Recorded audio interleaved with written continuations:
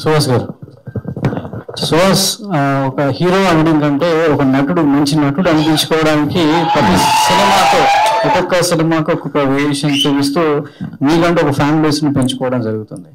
ఈ cinema trailer చూస్తే పుష్కలంగా హిట్ ముందే కనబడుతుంది. సో బ్లాక్ బస్టర్ హిట్ కొట్టబోతున్నారు, ఆ కంటెంట్ అలా ఉంది, అర్థమవుతుంది.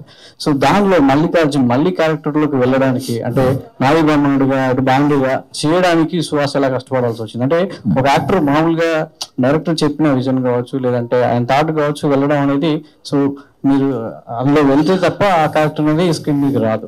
సో దానికోసం సుహాస్ ఎలా కష్టపడాలి? నేను ఒక 1 month దాకా రిహార్సల్స్ చేసామండి. అండ్ ఆ బ్యాండ్ నేర్చుకోవడానికి ఒక 20-25 days అలా పట్టింది. అండ్ క్యారెక్టర్ ఎలా బిహేవ్ చేయాలి, ఎక్కడి వరకు ఉండాలి అన్నదన్నీ డిస్కస్ చేసుకుని తర్వాత ఇంకా డైరెక్ట్ అంబాజీపేట వెళ్ళిపోయి చేసామండి. అంటే సెలూన్ షాప్ లో అబ్బాస్ కటింగ్, అంటే ఆడి కాదు కటింగ్ ఫ్యాన్ అని చెప్పేసి అనడం జరిగింది. సో అంటే చిన్నప్పటి నుంచి మామూలుగా చూసినట్లయితే సెలూన్ షాప్ లో మీరు వెళ్ళుంటారు, చాలా పోస్టర్స్ హీరోలు కనబడి ఉంటాయి. సో అలాంటి జ్ఞాపకాలను గుర్తొచ్చే? యా అండి, చాలా గుర్తుకొచ్చినది. 2007 లో జరిగింది కదా.